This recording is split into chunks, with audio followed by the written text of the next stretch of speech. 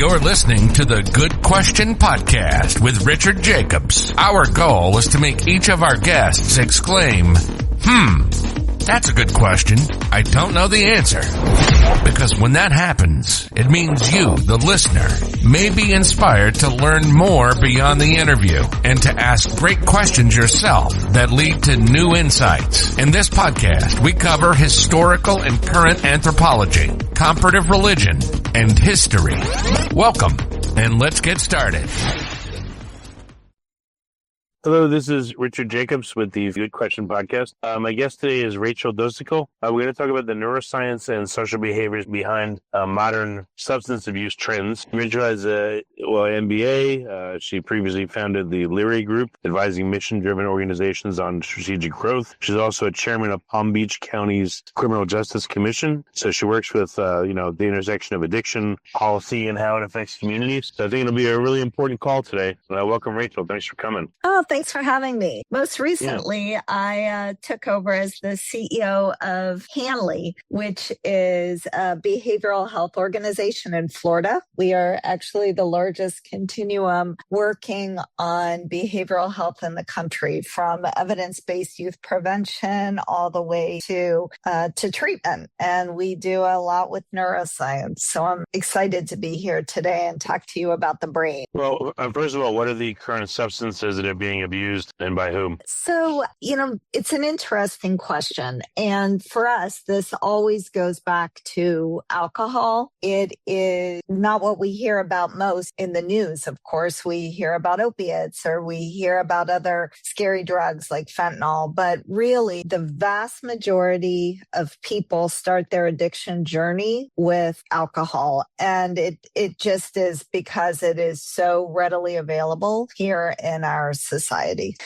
Certainly there, in what I would say were, the old days, decades ago, we would get pure alcoholics, coming to Hanley. Today, not so much. We are more apt to see somebody who comes in with a variety of different drugs that they have an addiction to. So somebody maybe will come in with alcohol and benzos, or, alcohol and cocaine, or, whatever it is rarely just one substance. Okay. And how long has the abuse typically been going on? And what's the reason that people come to you? Are they just at the ends of their rope, or, what state are they in? So, for your listeners, Hanley provide level 1 residential treatment, but we also have PHP, which is, where you can live at home and come and do IOP, which is intensive outpatient. We have just outpatient, and then we have beds that are just for pure mental health as well.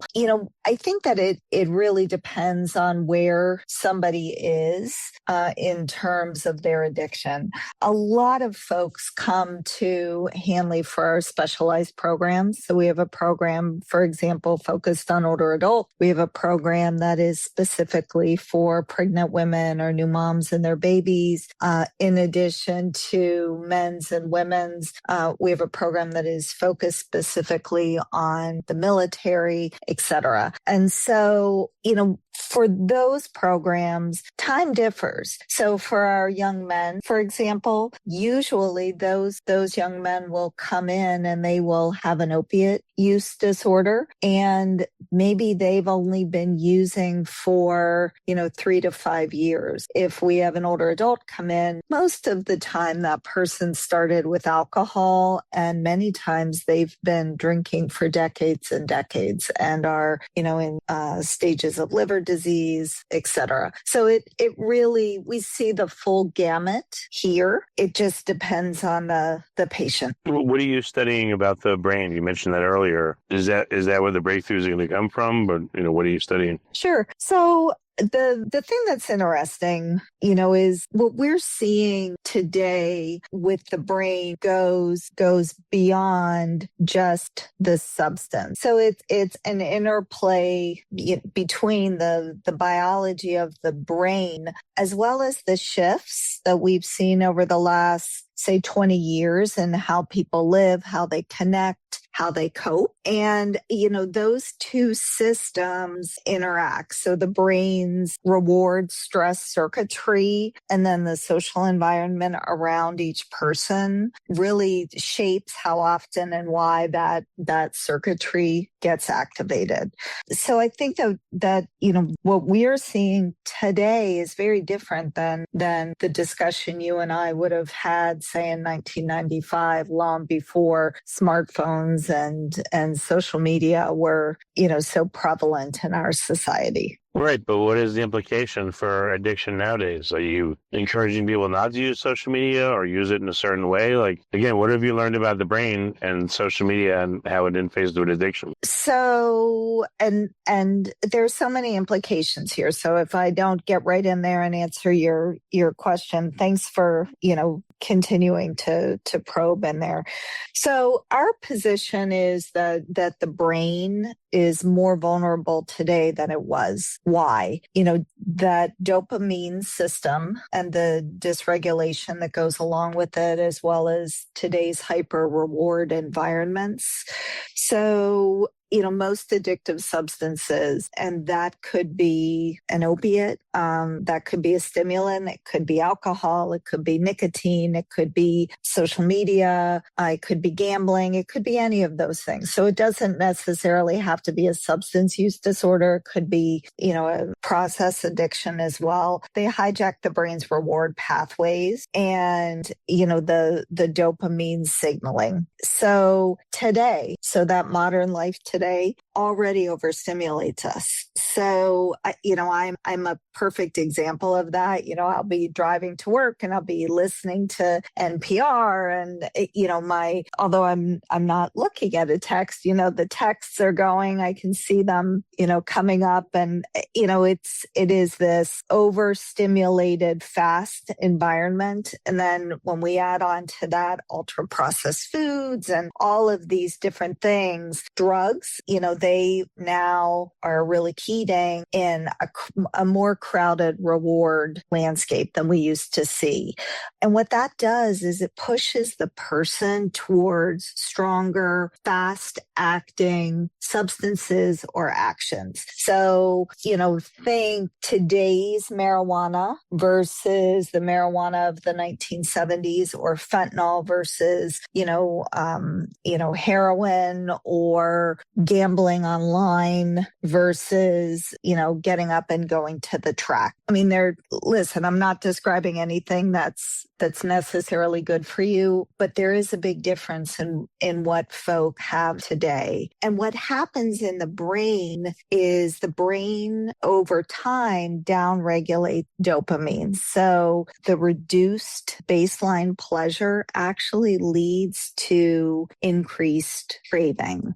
And so people aren't chasing a high anymore. They're just trying to feel normal, if that makes any sense. So it's, it is a very, very different system than what we used to deal with. What does that mean? Are people in a depleted dopamine state because of all the constant dopamine hits, from looking at social media, and therefore they're more depressed as a baseline or more anxious? So what do you mean? So all of those things can happen. So I guess maybe the one that we're seeing most, and so maybe I'll talk about that, is isolation and loneliness. So despite everything we've been talking about, so despite those smartphones and social media and, this more connected world that we live in, studies show that people are reporting much, much higher levels of loneliness. So the social isolation reduces natural dopamine from human connection. Loneliness is strongly correlated with increased substance use. If somebody is in recovery already from substances, we're also seeing a strong correlation with relapse. And, what we know is that substances or, whatever this is that people are getting their dopamine hits from are becoming substitutes for connection. And, there's a ripple of this throughout, any of the different implications that are happening in our society. So if we want to look at the price of gas, for example, and economic instability and uncertainty, feelings of despair, feelings of there's a lack of opportunity, again, leads to higher risk environment, and, substances become that coping mechanism. So all of these different things are driving people back to those substances just to feel normal. And in order to feel normal, they have to use more and more of it. So, all right. So then when they're not using a substance, they're on social media always as a backdrop. I guess unless they're on a substance, they just feel what? Just depleted, or Depleted. Like, how would you describe it? Yeah, I think depleted is actually a really, really good word. They feel down, they feel depleted, they feel tired. It's some of those different things that people maybe are correlating with depression or feelings like that. But, the word that you're using is a really good one, because it is that looking for, those inputs, less about pleasure, but more about feeling normal or more about escape. All right. So I guess I haven't thought about it. I didn't realize that so many people are in this constant state where, again, watching TikTok or watching any of this stuff, social media is just sucking every bit of dopamine at them that they have. So it's leading to more substance abuse, you would say? Like, are the numbers up amongst different groups and ages? They are. Like, by how much and what groups? So first of all, let me just, before I answer that, think about stimulation, on your phone, or, whether it's a streaming service and episode after episode plays. That constant stimulation, it makes silence feel uncomfortable, or you feel bored. And, what we are finding today is that people are really less practiced at emotional regulation without those external inputs, if that makes sense. So substances become another tool for rapid state change instead of, deep breathing or, whatever coping strategies. I think you and I are about the same age. So we didn't grow up with social media, and we didn't grow up with smartphones. We grew up with our parents telling us to go outside. And, it's really, really very, very different how you learn to cope, or how you're sort of forced to cope with things. If I was being grumpy or something, my parents would send me outside, go sit up, go read in the tree until you're able to, come back in and be a member of the family who's acting kind, it's things like that. Yeah, I used to, it's been a little while. I'd take my kids on trips when they were in their teens and stuff. And it took like a day, maybe 2 days, but they just started acting a lot better, were a lot happier, once they were away from devices for a while. That's It didn't take too long. But yeah, then when you go back, they get sucked right back in, That's exactly right. So in answer to your question, what we are seeing, and we started out talking about this in really terms of polysubstances, but what we are seeing is people come into treatment and they're not just dysregulated from the substances, they're dysregulated from, all of these other inputs. So Hanley does not allow people in the first part of treatment to have their cell phones, for example. I will tell you that we have folks who won't come to treatment here because of that. Now, eventually they'll come, because if they go somewhere that allows them to have their phones, they have a much less chance of the program being successful. So, a lot of times we'll end up with them as patients, but it's down the road. And so, what we're seeing is, as people come in, not only are we seeing this polysubstance combination of, whether it's opiates, stimulants, alcohol, benzos, all together, we are also seeing co-occurring process disorders. Now in, 10, 15 What does that years. mean? So What's a process disorder? Yeah, process disorders, apologies, are things like gambling, sexual dysfunction, social media, or, really it's sort of this focus on the phone itself. Eating disorders or process addiction. And we would see eating disorders in the past, but today we are seeing many, many more things like online gambling, sexual dysfunction, whether it is porn or other sexual dysfunction, and usually people are coming in both with polysubstance as well as a couple of process disorders as well. And the piece that's important about this is if they go to a treatment center that is only focused on the substances, what typically will happen is as the use of the substances goes down and eventually goes away, you will see really an increase in the process disorders because people use those for coping the way that they were using the substances before. So think about an old-time teeter-totter, like when we were young, and when one person went up, the other person went down, and vice versa. That's how it works. So the substance goes down, and then the process disorder surges, and you end up playing whack-a-mole unless you are going to a quality treatment center that's addressing everything. So would you say it's critical for people to take a break completely from their phone and social media? There's no middle ground where a half hour a day to check stuff and that's it? Yeah, so we really use that as part of the clinical process here at Hanley. So what we do is we start out with none. So people go through the landing process, what folks used to call detoxification. So they'll land with no use of the phone, and then they'll go through the first couple of weeks with no use of the phone, and then the access will be increased little by little, monitored, because, if somebody has an online gambling addiction or, addiction to porn or something, we want to make sure that they're not going on and using the phone that way. But what we try to do is help them be able to use the phone as part of their life without, it becoming overwhelming. Sure, you've been in the room or out to dinner with somebody that every minute or so they pick up their phone and glance at it and then put it down again and glance at it and put it down again, or they check their email and, it's not that there's anything there that they really need to see. It's just a compulsion. Yeah, no, I've seen them a lot. My daughter laughed because she looked and she's like, Dad, it looks like you haven't signed into Facebook in 12 years, it says. And I was like, yeah. That's probably right. Yeah. I just never used social media because my wife was using it for a while and she was just always negative.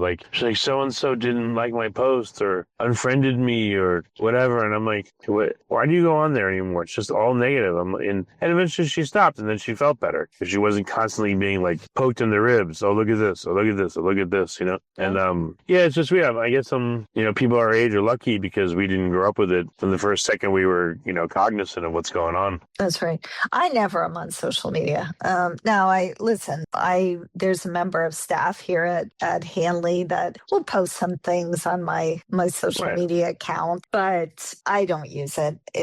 I'm with you. I mean, what social media is, it's a highlight reel of somebody's life. Nobody is posting a picture where their hair is messed up and they have a huge pimple on their nose, and it's worse than this, particularly with TikTok and these reels, because I remember my son showed me some videos on TikTok and they were sped up and they have cutscenes constantly, and after 30 seconds I'm like, I can't look at this. He's like, why? I said, I feel like I'm on crack. I was like, ugh. My brain is being scrambled just from watching this one video. And he laughs. He's like, Dad, come on. I said, I'm serious. I can't watch this shit. It's just it's frying my brain within seconds. It's just freaking me out. So, but here's the thing: your brain adapt to that. So if your son's brain is adapting adapted to that. I know. So that's part of the issue. I'm glad yours isn't. Mine No, isn't I've asked either. people too. I've said, like, I don't know, my daughter will watch TikTok, and I said, like, all right, how long you been watching? No, the half hour. What do you remember? And she's like, nothing. And I like, babe, don't watch this stuff. Like, you remember nothing of what you watched. Literally, it's just, what's the point? It feels good, but it does nothing for you. Yeah.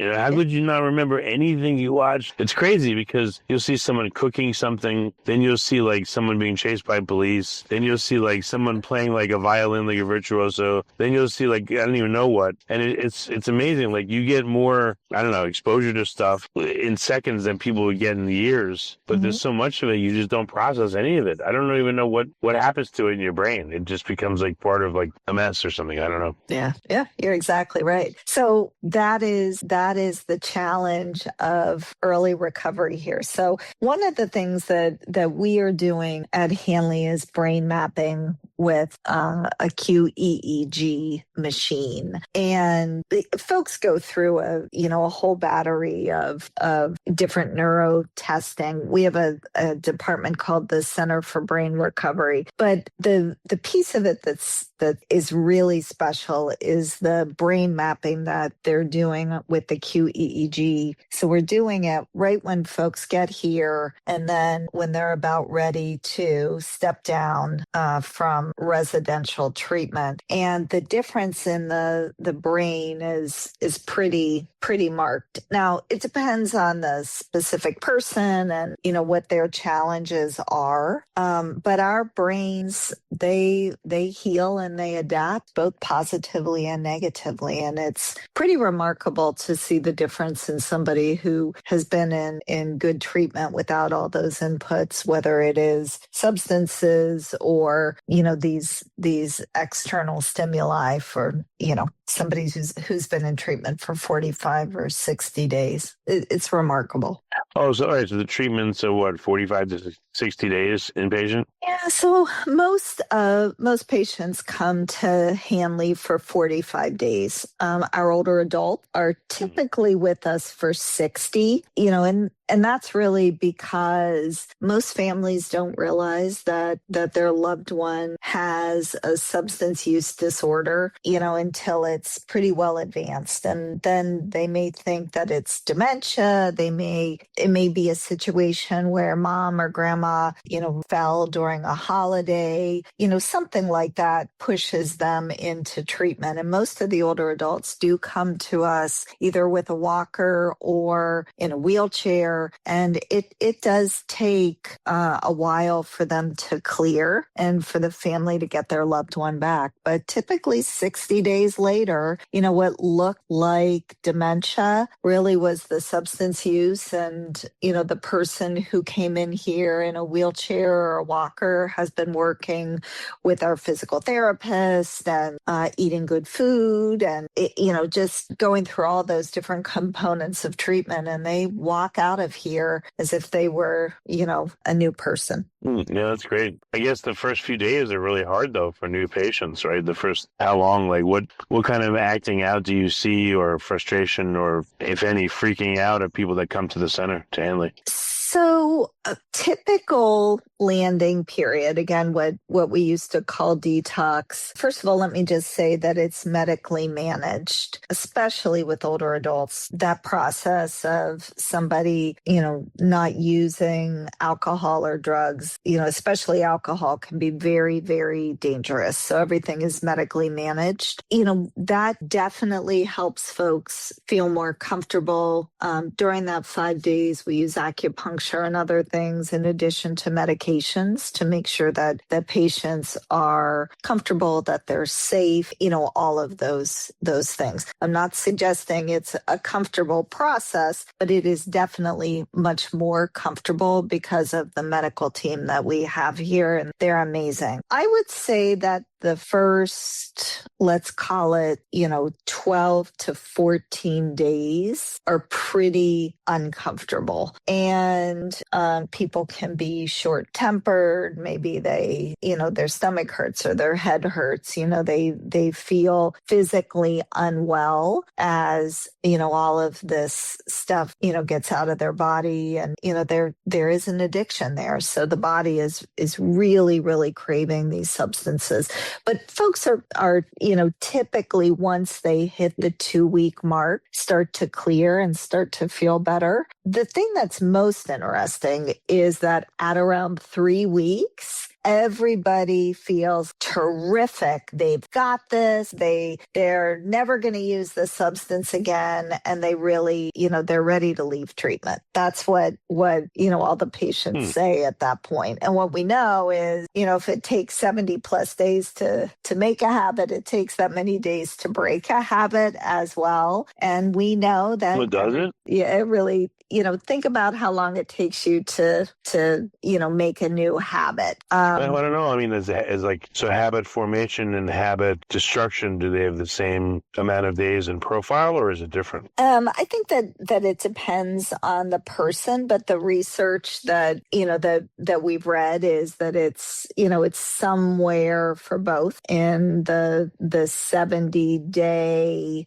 period of time. And again, it depends on who that is and what's going on with them. But very few people are still in level 1 treatment with us. But what we do try to do is make sure that somebody who steps down from residential care goes right into continuing care, whether that is PHP or outpatient, or they go back and, start working with their psychiatrist or psychologist, because what we want is to keep them in some sort of continuum of care for at least a year. We're not taking any chances on that 70 days. We want to make sure that folks are in a very, very supported environment for about a year. So what kind of reports back do you get, let's say, a year after the year? Long-term stuff. Is it sticking? Do people relapse? Do they have to be really careful? What have you observed? Sure. So Hanley is a research-based nonprofit. So we do a lot of research all the way through treatment, and then post-treatment, we have an entire department. We call it our alumni department that is dedicated to keeping in contact with somebody. So, the first couple of weeks after treatment, we are going to talk to you every single day. And this, let's assume somebody is in residential treatment and then they step down to outpatient. So they're still working with us for a couple of months. I'm talking about when they step out of our care where we're not seeing them every day. We still call them and keep up with them every single day. And then those calls get further and further apart. But we keep in touch with folks for a full 2 years. And we have every single month, we have alumni groups where people come back. We have support groups that go on at a couple different times each week. People can join those either in person or via Zoom. So we have a lot of activities for alumni to make sure that they stay connected with us. And we know the signs to look for what we call a pre-lapse. And then we make sure that we get those supports, put in place, higher level supports put in place if somebody seems like they're struggling. Okay. So what's the best place for, people themselves or family or friends to contact, Hanley and get help? Sure. So the website is Hanley, Hanley, center.org, or they can just call into our main line, which is 561-841-1000, and just be transferred right into our admissions department. I will let your listeners know that just because you call admissions doesn't mean that you have to feel like you want to be admitted. These folks are trained and spend most of their days answering questions families have, guiding people, helping with resources, and then they also help with admissions when it's appropriate. But they're really there more as a community service because people don't know what to do and they have a lot of questions. Okay. Well, very good. Well, thanks so much for coming on and explaining all these phenomena. I guess in the background, I've had experience and I've thought about it, but I didn't really think about the implications of, this constant, again, dopamine suck on people and what it's doing to them, pushing them into these behaviors and I guess heightening the addictive nature of a lot of these behaviors and substances. And it just seems like an undertow that I guess dragging on everybody to different degrees. Yeah. Well, listen, there's a lot of ways that people see it, right? Anxiety, sleep disruption, just emotional dysregulation. I don't feel good today, and people use substances and phones and all the rest of it as self-medication. So it's, it's part of our society. We just got to be able to recognize the signs. Excellent. Well, thank you so much for coming on. I really appreciate it. Thanks so much. Appreciate you, Richard. Have a great day. If you like this podcast, please click the link in the description to subscribe and review us on iTunes. Thank you for listening to the Good Question Podcast. Please email support@thegoodquestionpodcast.com if you have any referrals to great guests for us to interview. Visit thegoodquestionpodcast.com to hear more interviews. And please help us spread the word by rating and reviewing us on Apple Podcasts, iTunes, Spotify, YouTube, or wherever you listen to this podcast.